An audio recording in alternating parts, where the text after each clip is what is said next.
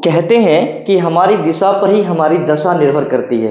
यानी कि अगर हमारी अपनी दशा हालात को बदलना है तो पहले अपनी दिशा को सही करना होगा।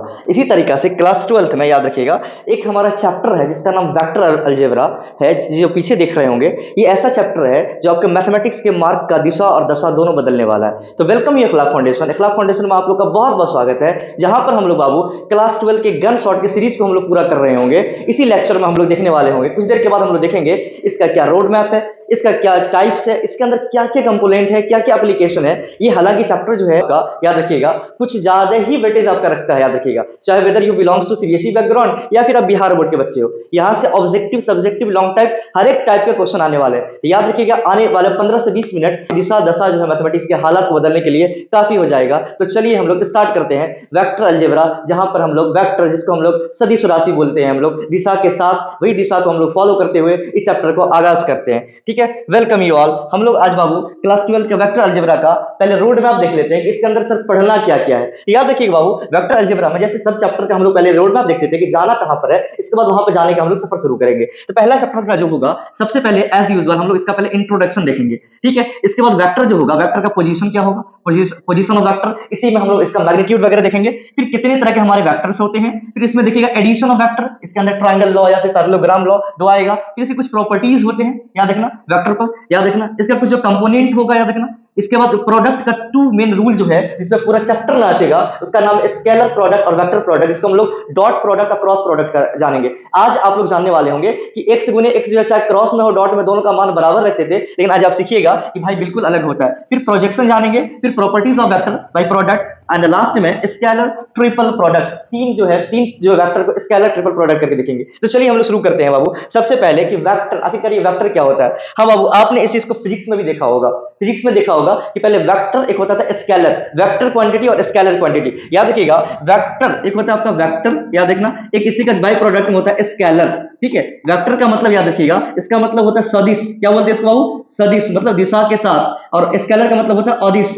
ठीक है, ऐसा ऐसा राशि, ऐसा कंपोनेंट जिसके अंदर magnitude as well as direction हो। जैसे हमको यहां से ना कहीं जाना पर है, याद रखना, तो किस साइड से किस डायरेक्शन को लेते हुए चलेंगे। याद रखना, डिस्टेंस और डिस्प्लेसमेंट में यही फर्क होता था। यही से हम लोग वेक्टर का और स्केलर का चीज हम लोग जानते थे, क्लास 9 से ही जान रहे हैं। ठीक है, वेक्टर बोलेंगे ऐसा राशि, ऐसा कंपोनेंट जिसमें मैग्नीट्यूड और डायरेक्शन दोनों का दोनों हो, उसको हम लोग बोलेंगे, याद रखिएगा, वेक्टर क्वांटिटी बोलते हैं। ठीक है, वेक्टर क्वांटिटी को रिप्रेजेंट करने का एक हम लोग एरो से डिनोट करेंगे। ठीक है, जैसे आप देख लो, एक हमारे पास याद रखना, एक हमारे पास एक एरो है। ठीक है, इसे समझना, ये हमारा ना वेक्टर क्वांटिटी को रिप्रेजेंट करेगा। याद रखिएगा, वेक्टर क्वांटिटी को ये रिप्रेजेंट करेगा। एक पॉइंट आपका इनिशियल पॉइंट ए है और फाइनल पॉइंट बी है। ठीक है, तो ये आपका वेक्टर होगा, मतलब ए से लेकर बी के डायरेक्शन तक जाना है हमको। ठीक है, यहां से लेकर के पटना तक जाना है हमको। ठीक है, या दिल्ली तक जाना है, जहां पर है वहां से जाना है। याद रखना, ये शुरुआत वाला पॉइंट को हम इनिशियल पॉइंट बोलेंगे और ये टर्मिनल पॉइंट कहलाता है। कहने का मतलब इसके आगे की तरफ जाता है, इसको एरो भी बोलते हैं। इसको अगर लिखना हो तो वेक्टर ए बी लिखेंगे हम लोग, ए बी, और इसके ऊपर यहाँ पर ये एरो का सिंबल हो जाएगा। ठीक है, याद रखना। इसका मैग्नीट्यूड की अगर बात करें, इसी को अगर ना हम लोग इसी को मॉड्यूलस के अंदर, मॉड के अंदर रख दें,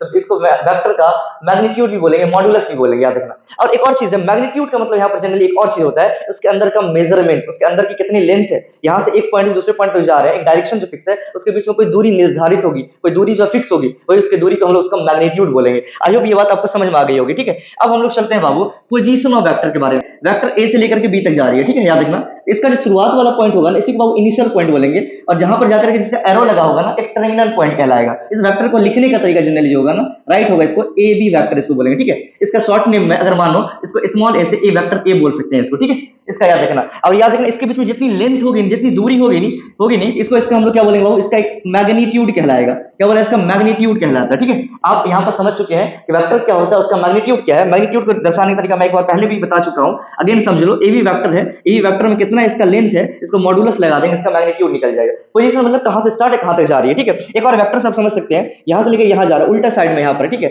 यहां पे याद रखना Q और यहाँ P है, इसको पढ़ने का तरीका क्या होगा, इसका पोजीशन क्या हो जाएगा, QP वेक्टर हो जाएगा। मतलब यहां पे याद रखना, यहाँ इनिशियल पॉइंट से लेकर टर्मिनल पॉइंट तक को लेके जाएंगे, क्यूपी वेक्टर, पीक्यू नहीं बोल सकते आप, ठीक है, इसका डायरेक्शन मैटर करता है। फिर नेक्स्ट अगर हम लोग देखें यहाँ पर याद रखना, तो टाइप ऑफ वेक्टर, उसका नाम ही है जीरो वेक्टर। जीरो का मतलब हाँ, जिसका मैग्नीट्यूड जीरो, इसका मतलब याद रखना जो वेक्टर जो है, अगर कोई वेक्टर है, मैं यहीं पर यहाँ से मैं कहीं खिसकू ही नहीं, मतलब मेरा इनिशियल और फाइनल पॉइंट क्या हो जाए, जीरो हो जाए। मान लो कोई वेक्टर है, मान लो कोई वेक्टर है, वेक्टर ए है, इसका मैग्नीट्यूड ना अगर जीरो के बराबर हो जाए, जीरो के बराबर हो जाए, इसको हम लोग जीरो वेक्टर बोलेंगे। आगे बस समझ में। इसका नेक्स्ट है हमारा यूनिट वेक्टर। क्या नाम है? यूनिट। हाँ बाबू, यूनिट का मतलब वही इकाई, यूनिट का मतलब इकाई। ऐसा वेक्टर याद रखना, एक वेक्टर आप ले लो, एक ऐसा वेक्टर ले लो जिसका याद रखना, मैग्नीट्यूड क्या हो, सिर्फ और सिर्फ एक के बराबर हो। ए भी एक कोई वेक्टर है, इसका मैग्नीट्यूड अगर निकालो आप, इसका मैग्नीट्यूड निकालो, इसका मैग्नीट्यूड किसके बराबर? यूनिट के बराबर। यूनिट मतलब एक के बराबर हो जाए, ठीक है, उसको हम लोग यूनिट वेक्टर बोलेंगे। हालांकि यूनिट वेक्टर का बहुत एप्लीकेशन है, यूनिट वेक्टर को रिप्रेजेंट करने का तरीका अलग अलग होता है, जो हम लोग आगे चल के देखेंगे, ठीक है। या फिर यूनिट वेक्टर अगर मान लो ए है ना,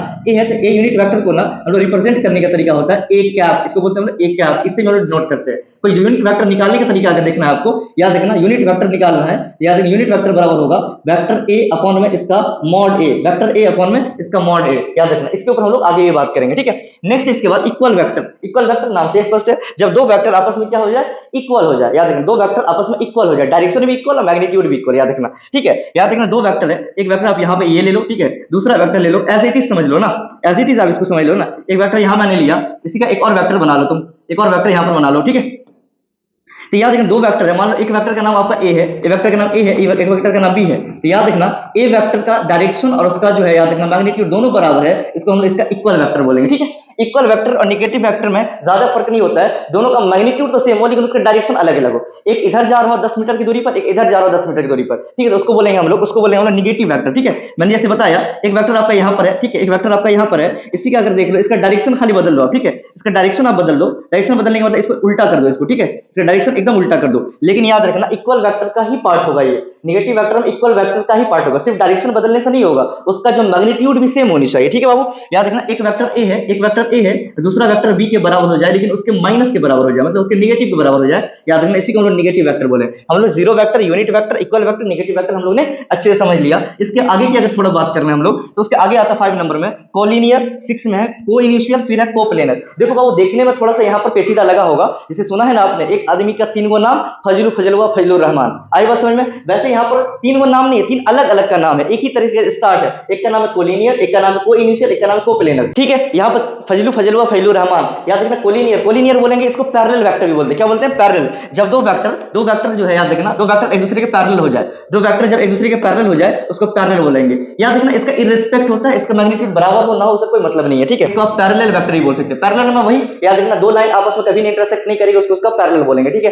लेकिन इसका याद रखना मैग्नीट्यूड सेम नहीं होता है, ठीक है। को लीनियर को ही हम लोग पैरेलल वेक्टर भी बोलते हैं। लेकिन याद रखना, इसके आगे कोई इनिशियल है। कोई इनिशियल में मतलब वही है कि जिसका शुरुआत ही एक हो, जिसका शुरुआत एक हो, इसका बराबर ना होना, पैरेलल होने से कोई लेना देना नहीं है, दूर दूर तक इसका कोई लेना देना नहीं है। एक वेक्टर यहां से स्टार्ट हुआ, दूसरा वेक्टर को ले लो आप, दूसरा वेक्टर भी यहीं से स्टार्ट हो गया, तीसरा वेक्टर भी यहीं से स्टार्ट हो गया। दो से ज्यादा वेक्टर अगर उसका शुरुआती पॉइंट जो है ना, उसका इनिशियल पॉइंट एक ही जाएगा, उसको बोलते हैं कोई इनिशियल वेक्टर, ठीक है।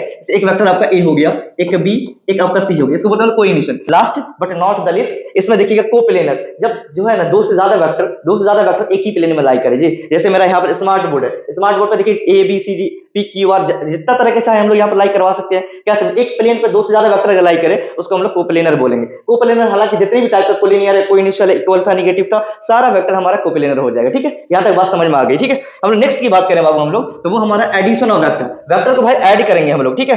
वेक्टर हम लोग ऐड करने वाले हैं। ऐड करेंगे किस तरीके से? दो मेन अहम रूल से। पहला नाम है ट्राइंगल लॉ, फिर इसके बाद आएगा पैरेललोग्राम लॉ। थोड़ा इसको जान लेते हैं हम लोग, ठीक है। ट्राइंगल लॉ होता है क्या है, दो वेक्टर को अगर आप ऐड करो, ए बी वेक्टर को ऐड करो और ये बीसी वेक्टर को ऐड करो, तो इसका जो रिजल्टेंट जो होगा ना, एक ए बी वेक्टर हो गया, एक बीसी वेक्टर हो गया, दो इसका बेस और परपेंडिकुलर समझो, इससे मिलकर एक ट्राइंगल जो बनेगा, डायरेक्ट थर्ड वेक्टर का ना, थर्ड वेक्टर के बराबर होगा भी ना यार। यहां से लेकर यहां जाओ, यहां से लेकर यहां जाओ, मैं डायरेक्ट यहां से उठूं, मैं डायरेक्ट यहां, अच्छा मैं यहां से उठूं डायरेक्ट मैं यहां से लेकर यहां तक पहुंच जाऊं, इतना घूम करके जाने की कतई जरूरत नहीं है। याद रखना, वेक्टर ए जो है ना, याद रखना, वेक्टर ए और वेक्टर बी का वैल्यू डायरेक्ट सी के बराबर हो जाए ना, इसी को बोलते हैं हम लोग ट्राइंगल लॉ, या एडिशन ऑफ टू से ज्यादा, टू और टू मोर देन वेक्टर, ये ट्राइंगल लॉ कहलाता है। इसमें दो वेक्टर का ऐड जो है, सम जो है, किसी वेक्टर के बराबर होगा। ठीक है, अब आते हैं हम लोग एडिशन ऑफ वेक्टर के पैरेललोग्राम लॉ पे। वही पैरेललोग्राम बच्चा जिसमें याद रखना आमने सामने वाला साइड क्या होता था, पैरेलल होता था, इक्वल होता था। अगर ये ए है तो ये भी ए होगा, अगर ये बी है तो ये भी बी होता था। ट्राइंगल लॉ को ये भी फॉलो करता है, लेकिन किस तरह फॉलो करता है उसको देखिए। चाहे ए या ए, ये दोनों बराबर हुआ, बी और बी के सामने बराबर हुआ, तो थोड़ा सा इसको याद रख सकते हैं आप, इसको अच्छे से याद रख सकते हैं। थोड़ा समझिए यहाँ पर पैरेललोग्राम लॉ ये बोलेगा कि चाहे वेक्टर ए बी हो या सी डी हो, यहाँ देखिएगा ए बी हो या सी डी दोनों का वैल्यू ए होगा।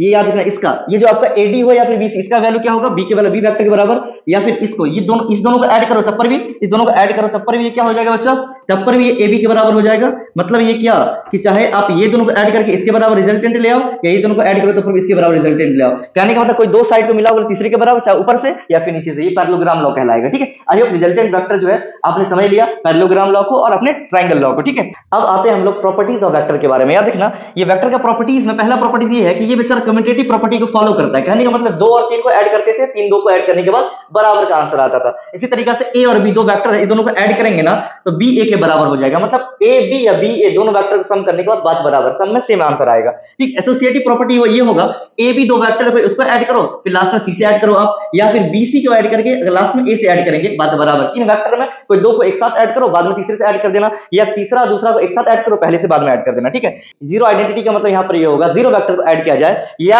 याद रखना जीरो वेक्टर में कोई वेक्टर को ऐड किया जाए, दोनों का बात बराबर होता है। ठीक है, इसको जनरली याद रखना, योज्य प्रतिलोम जो जानते थे हम लोग क्लास 7 8 में जानते थे कि जीरो में कोई भी संख्या को ऐड करने से वही संख्या आती है, वही चीज ये हुआ। फिर इसके बाद याद रखना इसका निगेटिव वाला वैल्यू याद रखना कि अगर कोई वेक्टर उसके निगेटिव से ऐड किया जाए, अगर कोई वेक्टर उसके अपने निगेटिव से ऐड किया जाए या निगेटिव को उस वेक्टर से ऐड किया जाए, मतलब 5 को -5 से ऐड करो या फिर -5 को 5 से ऐड करो, बात हमारा जीरो ही आएगा। ठीक है, अपने ही निगेटिव से ऐड करने से अपना वैल्यू जीरो हो जाता है। क्या समझे, चाहे ए को माइनस ए से वेक्टर से या फिर माइनस ए वेक्टर को ए से वेक्टर से ऐड करोगे तो रिजल्ट आपका जीरो हो जाएगा।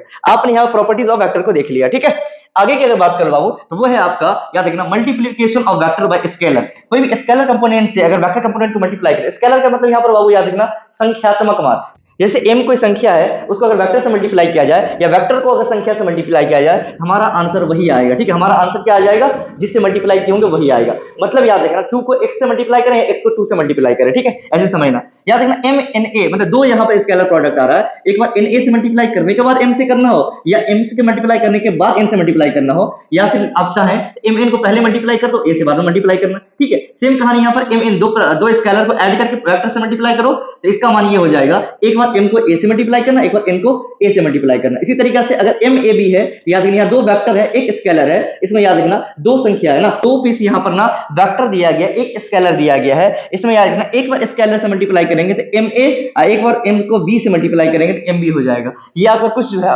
Multiplication of vector by scalar का रूल था। ठीक है, इसके अब हम लोग आते हैं कंपोनेंट ऑफ वेक्टर के बारे में। कंपोनेंट ऑफ वेक्टर का मतलब ये होता है वेक्टर में क्या क्या कंपोनेंट मिले हुए थे। याद रखना कोई भी अगर वेक्टर है, ओपी नाम का कोई अगर पोजीशन वेक्टर है बाबू, उसको रिप्रेजेंट करने का तरीका है x i cap plus y j cap plus z k cap. ठीक है, इसका एक एग्जांपल लेके समझो। यहाँ पर एग्जांपल में जैसे आपने एक एग्जांपल ले लिया 2i cap 3j cap and last में 4k कैप। ये जो है ना कोई भी पोजीशनल वेक्टर जो है ना इसको रिप्रेजेंट करने का तरीका है। इसमें जो संख्या वाले मान होंगे ना 2 3 और 4, 3 संख्या वाले मान है, इसको तो आप कांस्टेंट नाम बोलोगे। इसको बोलते हैं 2 और 3 और 4 जो है ना, इसी को बोलते हैं हम लोग स्केलर कंपोनेंट ऑफ वेक्टर। क्या बोलेंगे इसको, स्केलर कंपोनेंट ऑफ वेक्टर। और ये जो सर 2i जो है, 3j जो है और यहाँ 4k जो है, इसको क्या बोलेंगे, इसको बोलते हैं वेक्टर कंपोनेंट, इसको बोलते हैं हम लोग वेक्टर कंपोनेंट। आपने समझ लिया स्केलर कंपोनेंट ऑफ वेक्टर क्या होता है और आपका क्या था वेक्टर कंपोनेंट ऑफ वेक्टर क्या होता है। ठीक है, स्केलर और वेक्टर में खुद i j k आ जाएगा, वही i जो है x एक्सिस और आपका j जो है आपका y एक्सिस एंड k जो है आपका z एक्सिस को फॉलो करता है। ठीक है, याद रखना। आगे चलते हैं हम लोग। अब हम लोग आते हैं कुछ सेक्शन फार्मूला के बारे में। ठीक है, अगर मान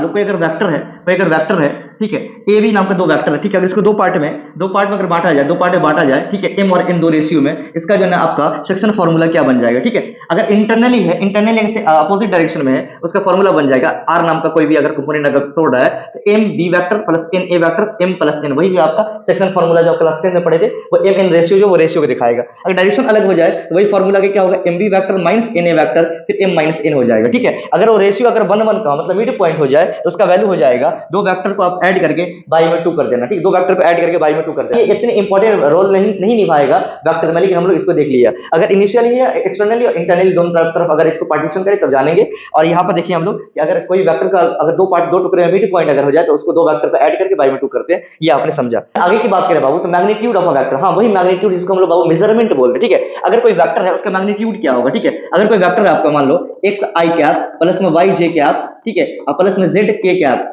जेड के कैप, ठीक है। अगर कोई आपका वेक्टर है, इसका अगर मैग्नीट्यूड बोले, मान लो आपका पी क्यू नाम का कोई वेक्टर है, इसका अगर आपको मैग्नीट्यूड बोले कि आपको इसका मैग्नीट्यूड बताना है, तो इसका वैल्यू क्या हो जाएगा, यही जो आपका स्केलर कंपोनेंट है ना, स्केलर कंपोनेंट है ना, उसी का आप स्क्वायर कर दोगे, मतलब एक्स का स्क्वायर प्लस में वाई का स्क्वायर प्लस में जेड का स्क्वायर, ठीक है। या फिर दो यहाँ पर पॉइंट को अगर पोजिशनिंग में निकालना हो, याद रखना ए नाम का वेक्टर है, ए आई प्लस बी जे प्लस सी के, एक ये वेक्टर हो गया, और बी नंबर का पी आई क्यू जे और आर के, याद रखना। पहले इसको हम लोग क्या करें, माइनस करते हैं, ठीक है। इसका स्केलर कंपोनेंट को माइनस करें, पी माइनस ए का स्क्वायर, क्या समझ, पी माइनस ए का स्क्वायर, फिर क्यू माइनस बी का स्क्वायर, और प्लस में आर माइनस सी का स्क्वायर, अंडर रूट इसका क्या हो जाएगा, अंडर रूट इसका होल स्क्वायर निकाल देंगे, तो उसका क्या निकल जाएगा, magnitude of a vector. Vector का सिंगल अगर है वेक्टर, उसको डायरेक्ट इस फार्मूला से निकालोगे, X square plus Y square Z square, इसको अंडर रूट कर देना। मैग्नीट्यूड दो वेक्टर का निकालना हो तो दोनों को माइनस करेंगे, सिंगल अगर कोई हो उसको हम लोग direct X square Y square Z square को हम लोग ऐड करके उसको अंडर रूट कर देंगे, ठीक है। हम लोग इसके आगे की तरफ बात करें, हम लोग जो हमारा सबसे इंपॉर्टेंट है वो है आपका प्रोडक्ट ऑफ टू वेक्टर। दो वेक्टर को हम लोग प्रोडक्ट कैसे करेंगे। अब आज तक अलजेब्रा में ये सीखा है कि एक्स क्रॉस एक्स हो जाए या फिर एक्स डॉट एक्स हो जाए, दोनों का मान बराबर होता है, दोनों का बदला बराबर होता है, ये भी एक्स स्क्वायर होगा, ये भी एक्स स्क्वायर होगा। लेकिन ऑफ कोर्स नॉट, यहाँ पर ना याद रखना, यहाँ पर हम लोग का वेक्टर अलजेब्रा ये चीज को बिल्कुल फॉलो नहीं करेगा। एक को बोलते हैं क्रॉस वाले को क्रॉस प्रोडक्ट, एक को बोलते हैं डॉट प्रोडक्ट। ये क्रॉस प्रोडक्ट को हम लोग बोलेंगे वेक्टर प्रोडक्ट, डॉट वाले को ही बोलेंगे स्केलर प्रोडक्ट। इसको हम लोग चल जानते हैं क्या बोलते हैं, ठीक है। दोनों में हम लोग अभी तक इसको सेम टू सेम मानते थे, लेकिन यहाँ बिल्कुल सेम नहीं होता जी, ठीक है। अगर दो वेक्टर है ए और बी, उसका अगर स्केलर प्रोडक्ट या फिर डॉट प्रोडक्ट निकालना है तो उसका फॉर्मूला ये बन जाएगा, A dot B equal to mod A into में मॉड बी और cos theta, mod A mod B cos theta, जहां पर थीटा पाई और जीरो के बीच में लाई करेगा। आगे बात समझ में, यहां से चाहे तो कॉस थीटा को आप यहां पर अलग करोगे, अगर यहां से कॉस थीटा को अलग करोगे, याद रखना ए बी जो है ना, ए बी बेचारी जिंदगी में इसके नीचे आ जाएगा, इसके नीचे आ जाएगा, ए डॉट बी अपॉन में A B, A dot B upon में ए बी हो जाएगा, ठीक है। यहाँ पर कॉस थीटा का वैल्यू निकाल सकते हो। अब यहाँ पर कॉस थीटा का मान से आप लोग इसका एक एक करके वैल्यू निकाल सकते हो। अगर कॉस थीटा का वैल्यू अगर 0 हो जाए तब क्या होगा, 90 हो जाए तो क्या हो जाएगा, 180 हो जाए तो क्या हो जाएगा। अगर थीटा का मान एक्यूट हो तब क्या होगा, ठीक है। याद रखना ए डॉट बी का मान 0 से बड़ा हो जाएगा, ऑब्ट्यूज हो जाए तब क्या हो जाएगा। अगर थीटा का मान 0 हो जाए, थीटा का मान 0 का मतलब यहाँ पर ये हो जाएगा कि cos 0 का मान, ठीक है। यहाँ पर था ना cos 0 का मान, तो cos 0 a b और cos 0 का मान बाबू 0 कतई नहीं होता है, उसका मान क्या होता है 1। तो याद रखना, अगर इसका वैल्यू रखोगे a डॉट b बराबर a का मॉड b का मॉड cos 0 का मान क्या बताया मैंने, 1 बताया, cos 0 का मान 1 बताया। तो याद रखना थीटा का मान जैसे 0 हो जाए a डॉट b का वैल्यू कितना हो जाएगा, मॉड a मॉड b, यहाँ पर 0 का वैल्यू cos 0 का वैल्यू 1 हो जाता है, ठीक है। अब यहाँ पे याद रखना थीटा का मान अगर पाई हो जाए, पाई का मान कॉस में याद रखना कॉस पाई का मान हो जाता है माइनस में -1, तो a डॉट b का मान क्या हो जाएगा -a का मॉड b का मॉड, ठीक है। सबसे इंपॉर्टेंट रोल यहाँ पर इसी का रहेगा। मैं इसको लेके बताऊं, अगर दो वेक्टर आपको परपेंडिकुलर होने का मतलब, एक वेक्टर यहाँ पर ये है, ठीक है, एक वेक्टर आपका यहाँ पर ये है, ठीक है। दो वेक्टर आपस में परपेंडिकुलर हो जाए, दोनों के बीच में 90 डिग्री का एंगल बने, आपका वेक्टर a है, अगर एक वेक्टर b है, 90 का मान, तो cos 90 का मान बाबू 0 होता है, तो याद रखना a डॉट b का मान क्या हो जाएगा 0। सबसे इंपॉर्टेंट रोल यही है, अगर cos का वैल्यू 90 में अगर आ जाए तो उसका वैल्यू हो जाएगा 0। अगर एक दूसरे के परपेंडिकुलर अगर दो वेक्टर, उसका डॉट प्रोडक्ट हमेशा क्या हो जाएगा, 0 हो जाएगा, याद रखना। क्रॉस में बिल्कुल अलग होगा, ठीक है। कुछ स्केलर प्रोडक्ट के प्रॉपर्टीज को देखते हैं, जैसे हम लोगों ने सम का प्रॉपर्टीज देखा था, वैसे स्केलर प्रोडक्ट की कुछ प्रॉपर्टीज के ऊपर बात करते हैं। दो वेक्टर है, सेम टू सेम अगर डॉट करना हो तो सेम टू सेम अगर आ गया तो उसी का क्या हो जाएगा, अगर उसी का a इंटू ए है तो मॉड a का क्या हो जाएगा, होल स्क्वायर, ठीक है बाबू। दो वेक्टर का अगर अलग अलग वेक्टर a और b है तो a डॉट b का मान हो जाएगा, a डॉट b का मान हो जाएगा b डॉट a के बराबर, मतलब कम्यूटेटिव लॉ को ये फॉलो करता है, डॉट प्रोडक्ट में फॉलो करता है। वही बात याद रखिएगा, क्रॉस में बिल्कुल फॉलो नहीं करेगा, ठीक है। याद रखना तीन पीस यहाँ पे वेक्टर है, यहाँ पर a dot b plus c, a dot b plus c, इसको चाहो तो अलग करके a डॉट b एक बार और a डॉट c एक बार, डिस्ट्रीब्यूटिव लॉ को भी फॉलो करता है। a और b उसमें अगर एक स्केलर मल्टीप्लाई हो जाएगा, स्केलर अगर मल्टीप्लाई है a के साथ, याद रखना वो जो b के साथ भी चाहो तो आप सजा सकते हो, ठीक है। अगर a के साथ मल्टीप्लाई में था और b से मल्टीप्लाई करना था तो चाहो आप a को साइड करके b से पहले मल्टीप्लाई करोगे, ठीक है। या फिर चाहो तो a डॉट b को मल्टीप्लाई करके m को बाद में मल्टीप्लाई कर लेंगे, इसको हम एसोसिएटिव लॉ करेंगे। मतलब ये तीनों लॉ को फॉलो करता है, कम्यूटेटिव को फॉलो करता है, डिस्ट्रीब्यूटिव को और एसोसिएटिव को भी ये फॉलो करता है। आगे हम लोग थोड़ा चले, वो आपका सबसे ज्यादा हल्का, सबसे ज्यादा नायाब, वो है आपका वेक्टर प्रोडक्ट, या इसी को बोलते हैं हम लोग क्रॉस प्रोडक्ट। इसे क्या बोलते हैं बाबू, क्रॉस प्रोडक्ट, ठीक है। इसका नाम हो जाएगा क्रॉस प्रोडक्ट। क्रॉस प्रोडक्ट क्या होता था, बिल्कुल डॉट का बिल्कुल उल्टा, बिल्कुल जी उल्टा। अगर आपने अगर डॉट प्रोडक्ट सीख लिया तो क्रॉस आपके लिए एकदम हलवा हो जाएगा, कुछ भी नहीं होगा। a डॉट b और a cross b, a dot में बस a b cos थीटा था या a b sin थीटा और n कैप आ जाएगा, n कैप वही आपका यूनिट वेक्टर होता है, ठीक है। आते हैं हम लोग इसके ऊपर बात करते हैं। a क्रॉस b की बात करें, a b अगर दो वेक्टर है, इसका मान क्या हो जाएगा बच्चा, याद रखना a क्रॉस b का मान हो जाएगा mod a mod b sin theta, और यहाँ पर क्या हो जाएगा एन कैप, यहाँ पर एन कैप, एन कैप आपका क्या है, यूनिट वेक्टर को रिप्रेजेंट कर रहा है, ठीक है। यहाँ पर थीटा क्या एक्यूट होता है, याद रखना, जैसे cos थीटा का मान बारी बारी से रखते थे, वैसे यहाँ पर sin थीटा का मान को बारी बारी से हम लोग यहाँ पर रखेंगे, याद रखिएगा, ठीक है। अब एक बात ध्यान रखना, वहां पर जैसे cos को साइड क्या था, अरे a डॉट b बराबर ए बी cos थीटा था, तो cos को साइड क्या था ना, वैसे a क्रॉस b बराबर ए बी sin थीटा है। आप चाहे sin थीटा को भी साइड करिएगा, sin थीटा को जैसे साइड करिएगा तो sin थीटा बराबर हो जाएगा आपका a क्रॉस b, ये ऐसे ही रहेगा, और ये sin थीटा क्या हो जाएगा, बिल्कुल इसके नीचे में आ जाएगा, इसके नीचे में आ जाएगा, तो a cross b upon mod a mod b हो जाएगा, ठीक है। याद रखना इसमें, उसमें याद रखना क्या था, sin थीटा का वैल्यू, उसमें यहाँ पर वैल्यू रखना, वहां पर cos थीटा का मान रखना था, वहां पर cos 0, cos 90, cos पाई सबका वैल्यू देखते थे। इसी तरीके से sin थीटा का मान यहाँ पर रखना होगा, ठीक। इसको अगर a क्रॉस b जो है 0 कब होगा, इसका मतलब ये होगा कि यार a क्रॉस b 0 कब होगा, जब sin का वैल्यू 0 हो जाए, जब sin का वैल्यू 0 हो जाए तो a क्रॉस b 0 हो जाएगा। एक डॉट भी 0 कब होता था, जब cos का वैल्यू 0 हो जाए, cos 90 0 होता था, यहाँ पर sin जो है 0 0 हो जाएगा। जब दो वेक्टर आपस में एक दूसरे के ऊपर कोलिनियर हो जाए, उसके बीच में कोई एंगल ही ना बने, उसका अगर थीटा 0 हो जाए, तो वहां पर क्या हो जाएगा, दो वेक्टर का आपस में क्रॉस प्रोडक्ट 0 हो जाएगा। 90 का वैल्यू आपका हो जाएगा बिल्कुल a और b हो जाएगा। इसको थोड़ा आगे होकर के हम लोग थोड़ा देखते हैं। नायाब सेगमेंट यहाँ पूरे चैप्टर का अगर आपने यहाँ तक देखा, सबसे नायाब सेगमेंट यही रहा कि दो वेक्टर जो है ना, उसका डॉट क्रॉस में क्या उसका वैल्यूएशन होगा, ठीक है। तो डॉट में से याद रख लेना, आप डॉट में वहां बताना था, वहां समझना था आपको। दो वेक्टर अगर सेम टू सेम अगर आपस में इंटरसेक्ट करके अगर आ रहा है दोनों का मल्टीप्लाई, जैसे i डॉट i का मान, j डॉट j का मान, k डॉट k का मान, यहाँ सेम टू सेम है ना, क्योंकि cos 0 वहां पर 0 होता था, इसलिए i डॉट i का मान क्या हो जाएगा यहाँ पर 1, ठीक है, क्योंकि cos 0 का मान क्या होता था, 1 होता था, सॉरी, ठीक है। तो इसी तरीके से i डॉट i का मान 1 हो जाएगा, j डॉट j का मान 1 हो जाएगा, k डॉट k मतलब इटसेल्फ का मान यहाँ पर 1 हो जाता है, ठीक। इसी में सर अगर i डॉट अगर j आ जाए, इसका मान बाबू क्या हो जाएगा, यहाँ पर 0 हो जाएगा। मतलब डॉट में अगर रिवर्स रहे तो 0 हो जाता है, सेम टू सेम इसका मान क्या हो जाता है, 1 हो जाता है। लेकिन क्रॉस में बिल्कुल अलग है बाबू, क्रॉस में बिल्कुल अलग है। क्या अलग है सर, तो थोड़ा ध्यान दीजिए, i cross i, j cross j और k क्रॉस k, याद रखना इसका वैल्यू क्या हो जाएगा, 0 के बराबर, क्योंकि sin 0 का मान क्या होता था, वहां पर cos 0 का मान तो 1 था, cos 0 का मान तो 1 था, इसलिए वहां पर 1 हुआ। लेकिन यहाँ पर cos 0 नहीं है, यहाँ पर क्रॉस प्रोडक्ट में sin 0 है, sin 0 का मान टोटल 0 हो जाता है, इसलिए i cross i, j cross j, k cross j, इसका मान क्या हो जाएगा, k क्रॉस k का मान 0 हो जाएगा, ठीक है। लेकिन डॉट में क्या होता था, 1 होता था। इस बार बाबू तक इसको याद रखो आप, इसको पूरी तरीके से याद रखो आप, ठीक है, कि क्रॉस में जो होता है ना, सेम टू सेम का वैल्यू 0 होता है, क्योंकि यहाँ पर sin 0 का वैल्यू 0 होता है, ठीक है। लेकिन डॉट में वहां पर सेम टू सेम का मान क्या होता था, सेम टू सेम का मान यहाँ पर क्या होता था, 1 होता था, ठीक है। इसको याद करने का सबसे अच्छा तरीका बता दूं मैं, इसको ऐसे याद रखना, इसको i वेक्टर, इसको याद रखना, इसको j वेक्टर, इसको आप k वेक्टर, ठीक है, इसको ऐसे रिप्रेजेंट कर लेना। ये तो ठीक है, सेम टू सेम क्रॉस का वैल्यू 0 हो गया। लेकिन सर जैसे मैं आपने बताया i डॉट j का वैल्यू, j डॉट k का वैल्यू, k डॉट i का वैल्यू, इसको याद करने का मैं एक ट्रिक दे रहा हूं, ठीक है। इसको याद रखना, सर्कुलर ट्रिक याद रखना। अगर आपको जल्दबाजी में बनाना, ऑब्जेक्टिव बनाना, इसको सिर्फ circle banana, i j k करना। आपको यहाँ ध्यान दो बाबू, थोड़ा सा ध्यान दो, यहाँ पर देखो बहुत इंटरेस्टिंग बनेंगे आज। इसको क्लॉकवाइज एंटी क्लॉकवाइज चलाओ, i और j का वैल्यू पूछे ना तो k हो जाएगा, i और j का वैल्यू पूछे, इसका मान क्या हो जाएगा, k के बराबर हो जाएगा, k वेक्टर, ठीक है। अगर आपको j और k पूछे तो इसको यहाँ पर j और k बोलेंगे, क्या हो जाएगा, i वेक्टर हो जाएगा, ठीक है। फिर यहाँ पर याद रखना, k और i बोल देते क्या हो जाएगा, k और i बोले तो j हो जाएगा, और ये दोनों है तो ये हो जाएगा। मतलब तीन वेक्टर आपस में इस तरह से रहेगा, इस तरह रहेगा, कोई दो अगर एक साथ मिल जाएगा तो एक के बराबर हो जाएगा, ठीक है। लेकिन ये एंटी क्लॉकवाइज, मतलब उल्टा आ जाए, जैसे यहाँ पर i डॉट j है तो k हो गया, लेकिन j डॉट i आगे रिवर्स मार दिया, क्लॉकवाइज मार दिया, तो i डॉट j जो होता था k होता था, j डॉट i जो है माइनस k हो जाएगा, ठीक है। इस बात को थोड़ा ध्यान रखना। लेकिन याद रखना एक और चीज, यहाँ पर दो वेक्टर है, a1i, a2j और a3k, अब b वेक्टर दो वेक्टर दिया गया है, इसे क्रॉस प्रोडक्ट दिया जाए, क्रॉस i डॉट i का मान 1 होता है, तो वहां पर i dot i, j dot j, k dot k उसका वैल्यू 1 हो जाएगा, उसमें कोई वैल्यू नहीं। स्केलर प्रोडक्ट में एक सिंगल मान आएगा जी, एक सिंगल मान आएगा। लेकिन याद रखना वेक्टर प्रोडक्ट में, याद रखना वेक्टर में ही इसका आंसर होता है। तो a क्रॉस b का मान अगर पूछ दिया जाए ना, तो i j k को हम लोग सजाएंगे, फिर याद रखना इसका scalar component a1 a2 a3 को एक साथ सेकंड कॉलम में, याद रखना सेकंड रो में, और b1 b2 b3 को थर्ड रो में हम लोग रखेंगे, ठीक है। i j के first row, a1 a2 a3 यहाँ पर हो जाएगा आपका सेकंड में, याद रखना रो में, और b1 b2 b3 जो आपका थर्ड रो में आ जाएगा। और इसको हम लोग क्या करेंगे, डिटरमिनेंट तोड़ देंगे। यहाँ पर क्या हो जाएगा, हमारा वेक्टर प्रोडक्ट आ जाएगा। ये सबसे मोस्ट वीवीआई था, मोस्ट वीवीआई आपका यहाँ पर कॉन्सेप्ट रहा, ठीक है। बार में आपने पूरा वेक्टर का एकदम जीरो से लेकर हर एक फॉर्मुलेशन देखा। इस पर कुछ क्वेश्चंस भी हम लोग करेंगे आने वाले टाइम में, ठीक है। अभी देखिए हम लोग थोड़ा सा इसके और भी पार्ट के ऊपर बात करते हैं, वो है आपका प्रॉपर्टीज ऑफ वेक्टर कंपोनेंट। मैंने बताया था बाबू, प्रॉपर्टीज जो था स्केलर में a गुने b, a प्लस b, सबका मान कम्यूटेटिव को फॉलो करता था, डिस्ट्रीब्यूटिव को फॉलो करता था। लेकिन ये बेचारा ऐसा कुछ भी नहीं है, ये थोड़ा ये ईगोइस्टिक है, ठीक है। ये ईगोइस्टिक है बच्चा, मतलब a क्रॉस b या b क्रॉस a दोनों का मान क्या हो जाएगा, बिल्कुल अलग होगा, मतलब नॉट कम्यूटेटिव। क्या समझे, अगर कोई भी स्केलर है, स्केलर में अगर a cross A cross B है उससे पहले स्केलर लगाओ, या फिर चाहे बी के साथ स्केलर लगाए तो ये इसको फॉलो करेगा, ये इसको फॉलो करेगा, एसोसिएटिव को फॉलो करेगा, या फिर चाहे तो ये जो स्केलर को साइड कर दो, ए क्रॉस बी पहले कर दो, इसका आपका डॉट प्रोडक्ट था या क्रॉस प्रोडक्ट का एसोसिएटिव को फॉलो करेगा, ठीक है। लेकिन यहाँ देखना बी प्लस सी कोई दो वेक्टर है, दोनों का सम करने के बाद इसके साथ क्रॉस करो, या क्रॉस करने के बाद इसको अगर ऐड करो ए गुने बी, यहाँ देखो ए क्रॉस बी और ए क्रॉस सी, तो ये डिस्ट्रीब्यूटिव को फॉलो करेगा। या फिर इसको ऐसे समझो ए क्रॉस बी प्लस सी है, एक बार ए को बी से मल्टीप्लाई और एक बार ए को सी से मल्टीप्लाई, इसको भी डिस्ट्रीब्यूटिव लॉ आप मान सकते हो, ठीक है। इसका प्रॉपर्टीज था वेक्टर कंपोनेंट का, ठीक है।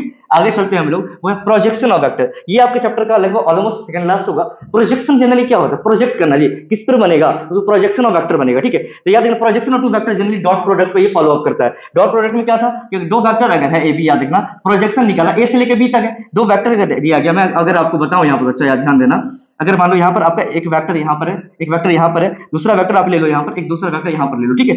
अगर आप बताओ कि वेक्टर आपका ये ए है, ये आपका बी है, ये इसकी तरफ प्रोजेक्ट हो रहा है, ठीक है। याद रखना ए डॉट बी से हम लोग निकाल देंगे स्केलर प्रोडक्ट, प्रोजेक्शन अगर पूछे याद रखना ए डॉट बी क्या हो जाएगा, और ए डॉट बी अपॉन में मॉड बी, मॉड मतलब वही जो है उसका मैग्नीट्यूड निकाल। अगर प्रोजेक्शन वेक्टर का मैक्सिमम वैल्यू चाहिए ए डॉट बी का, तो मॉड ए मॉड बी हो जाएगा, ठीक है। अगर मिनिमम वैल्यू चाहिए तो मॉड ए मॉड बी का, लेकिन यहाँ पर माइनस हो जाएगा, ठीक है। प्रोजेक्शन में एक और चीज याद रखना, बाइसेक्टर वाला फॉर्मूला है कि यहाँ याद रखना बाइसेक्टर दिया है, एंगल उसके बीच में दिया गया है, तो याद रखना इसी का यूनिट निकाल देंगे, पहला का यूनिट दूसरा का यूनिट वेक्टर को हम लोग ऐड कर देंगे, ठीक है। यूनिट वेक्टर से क्या होता है, ए का यूनिट हो जाएगा ए बाई ए का मॉड, ठीक है, बी बाई बी का मॉड, दोनों को हम लोग सम कर देंगे, ठीक है। प्रोजेक्शन आपने यहाँ तक समझ लिया। इसके आगे अगर बात करें तो area of triangle, area of triangle मतलब तीन वर्टिसेस दिया हुआ, तीन अगर आपके पास तीन वर्टिसेस दिया हो तब जाके पॉइंट मिला के ट्रायंगल बनाओ, या फिर याद रखना या फिर तीन तरह का वेक्टर है, तीन तरह का वेक्टर मतलब यहाँ पर ऐसे बना लो, इसको आप ऐसे बना सकते हो, ठीक है। एक आपका वेक्टर इधर है, ठीक है। दूसरा पॉइंट में चलो, एक वेक्टर आपका जो है ध्यान रखना, एक वेक्टर यहाँ पर है और एक वेक्टर आपने समझा यहाँ पर बना लिया, तीन वेक्टर एबीसी, तीन वेक्टर, इसका एरिया निकालना हो ना, एबीसी नाम का तीन वेक्टर है, तो एरिया ऑफ ट्रायंगल वाला फॉर्मूला को हम लोग फॉलो अप करेंगे और इसको उसी तरीके से निकाल देंगे, ठीक है। 1/2 A cross B plus B cross C plus C cross A, area of triangle निकल जाएगा, ठीक है। एरिया ऑफ ट्रायंगल तीन वेक्टर का दिया हो तो A cross B cross C cross A तीनों के निकाल करके उसका हाफ कर देंगे, एरिया ऑफ ट्रायंगल निकल जाएगा, ठीक है। याद रखना अगर यहाँ पॉइंट अगर यहाँ पर कोलिनियर हो, कोलिनियर कब होगा जी, जब एरिया ऑफ ट्रायंगल का वैल्यू 0 होता था, ये जो आपका A cross B cross C cross A का वैल्यू किसके बराबर हो जाए, ये 0 के बराबर हो जाए तो कोलिनियर हो जाएगा। इसी में याद रखना अगर ये क्वाड्रिलेटरल दिया है, क्वाड्रिलेटरल दिया है मतलब चार वेक्टर की बात करें तो उसका दो डायगोनल निकाल लेंगे, जाहिर सी बात है यार, डायगोनल निकालने का मतलब यहाँ पर ये चीज हो जाएगा, एक आपने क्वाड्रिलेटरल ले लिया, आपने यहाँ पर वेक्टर बना दो, चार vector A B C D बना लेना आपने, और इसके बाद याद रखना इसका डायगोनली पार्ट को थोड़ा सा हम लोग सप्रेस करेंगे, ठीक है। एक ये d1 मान लो इसको, एक डायगोनल इसका यहाँ d2 हो जाएगा, ठीक है। इसका फॉर्मूला बन जाएगा, इसका एरिया निकालने का तरीका 1/2 d1 इन क्रॉस d2। याद रखना एरिया ऑफ क्वाड्रिलेटरल निकालो या एरिया ऑफ ट्रायंगल निकालो,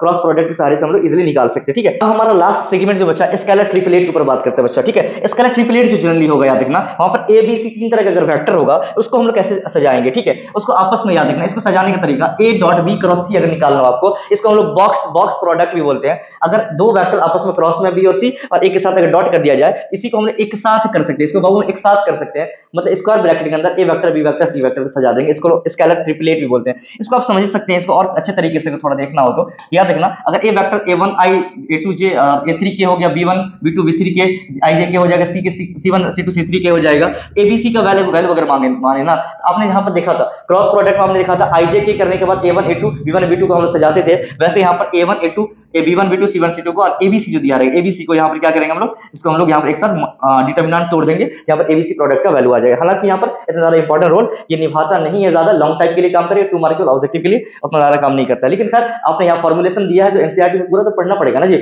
आपने अगर स्टार्ट कर लिया है, जैसे नहीं सुने पूरा खीरा खा के पिन्नी में कीता का है बोलोगे, अगर आपने पूरा पढ़ लिया है तो इसको भी देख लो, ठीक है, लगे हाथ, ठीक है। Scalar product of two vector which are equal and parallel is 0। याद रखना इसका मतलब ये हो गया, याद रखना कि अगर scalar product of three vector, तीन वेक्टर अगर आपस में इक्वल है या पैरेलल है तो उसका वैल्यू कितना हो जाएगा बच्चा, उसका वैल्यू हमेशा क्या हो जाता है, 0 के बराबर हो जाता है, ठीक है। और याद रखना अगर कोप्लेनर है तो उसका वैल्यू क्या हो जाएगा, उसका वैल्यू क्या होगा, तीनों का स्केलर ट्रिपलेट करना हो तो उसका वैल्यू 0 तब पर भी हो जाता है, ठीक है। ये हमारा लास्ट तक वेक्टर का शुरू से लेकर के लास्ट तक हमारा डेटा था। अब यहाँ पर जो है एक एक चीज आपने देखा, वेक्टर क्या होता है, कहाँ से ओरिजिन हुआ, उसका कंपोनेंट क्या, कितना तरह का वेक्टर हुआ, हर एक चीज आपने रैपिडली देख लिया। देखिए हालांकि मैंने बताया नंबर ऑफ बिटेज है, जाहिर सी बात है जैसा मेहमान रहेगा वैसा भी इज्जत करते हो, जहां से जितना आउटपुट मिलेगा उतना आपको थोड़ा एफर्ट लगाने होंगे। हालांकि ये बहुत लंबा लेंदी सा 2-3 घंटे का चैप्टर रहता है, लेकिन मैं एक एक चीज को बिहाइंड द सीन मैंने सोच करके कर करके आपके सामने प्रकट किया, ठीक है। यानी हम लोग एक एक चीज का पिन पॉइंट गन शॉट में ये चीज देखने वाले हैं, कहां से फॉर्मूला ओरिजिनेट हुआ, क्या हुआ नहीं हुआ।